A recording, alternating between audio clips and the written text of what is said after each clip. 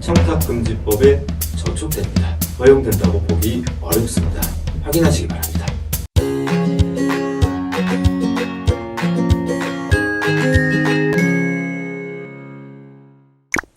안녕하세요. 청탁금지법 콜센터, 전 오늘 진행을 맡은 김효손 청렴교육 전문 강사입니다. 자, 바로 들어가 볼까요? 지역금고, 이 지역금고가 주거래은행이고 퇴직연금도 관리하고 있네요. 이 지역금고에서 공직자에게 100만원의 장학금을 지원하겠다라고 왔는데 청탁금지법상 가능한가요? 이렇게 질의를 주셨네요.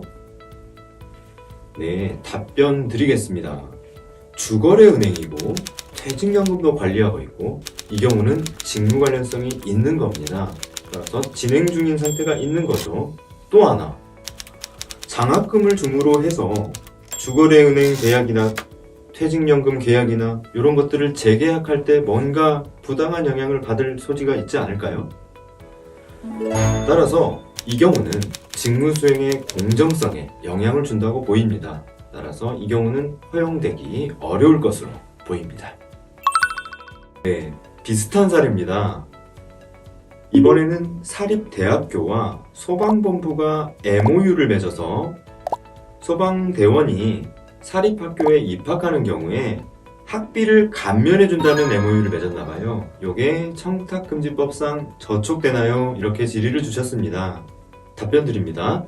네, 마찬가지로 정당한 권한에 따라서 허용되는 금품이면 청탁금지법 위반이 아닙니다. 권한이란 말은 법적 근거, 권리의 원인 근거를 얘기하고요. 이처럼 MOU, 약정, 계약 모두 권한에 해당합니다. 그러면 이 권한이 정당한지를 살펴봐야 되는데 사립대학교와 소방청 간에 어느 한쪽 일방적인 관계가 아니라 쌍방 대가적인 측면이 있다면 정당한 권한으로 인정되니까 이 경우는 청탁금지법상 허용됩니다. 네, 이번엔 할인 혜택에 관한 질의 살펴보겠습니다. 스포츠 관련 공공기관에서 인근 유관단체 그리고 인근 소방서, 경찰서 직원에게 스포츠 센터를 이용할 때 할인 혜택을 부여하고자 하는데 이게 청탁금지법상 위반되나요? 이렇게 질의를 주셨습니다. 네, 답변 드립니다. 이 경우는 사안에 따라 조금 다를 수 있습니다. 먼저 공무원 전체, 교직원 전체, 군인, 경찰 전체에 대해서 기업이 마케팅 전략에 따라서 하는 건요, 사회 상규에 따른 금품에 해당해서 얼마든지 허용됩니다. 여러분, 군인분들이 혜택을 받고 계시는 나라사랑 카드 이런 거 생각해 보시면 될 거예요. 그런데 유의해야 될 건요, 이런 특정 직군이 아니라 어느 특정 경찰서 직원만 혜택을 준다든지, 그래서 특정 직군 전체가 아니라 더 집단을 특정해서 들어간다면 이 경우는 청탁금지법에 저촉될 수도 있으니까요, 주의하셔야 되겠습니다. 네, 이번 사례는 멤버십 포인트에 관한 사안입니다.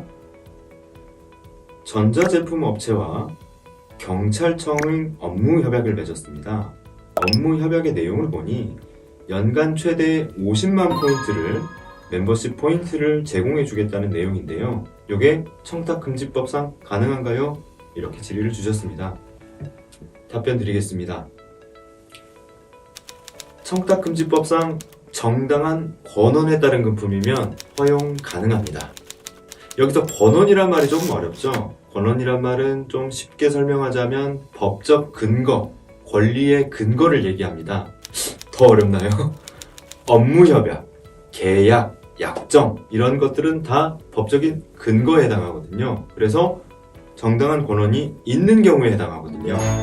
따라서 경찰청과 전자업체 간에 어느 한쪽이 일방적인 게 아니라 쌍방 대가적인 약정이 있다고 한다면 정당한 권한에 따라서 이 경우는 허용되는 금품으로 볼 수 있습니다. 댓글란에 질문이나 의견 남겨주시면 다음 영상 제작에 반영하도록 하겠습니다. 많은 참여 바랍니다. 좋아요, 구독 꼭 부탁드립니다.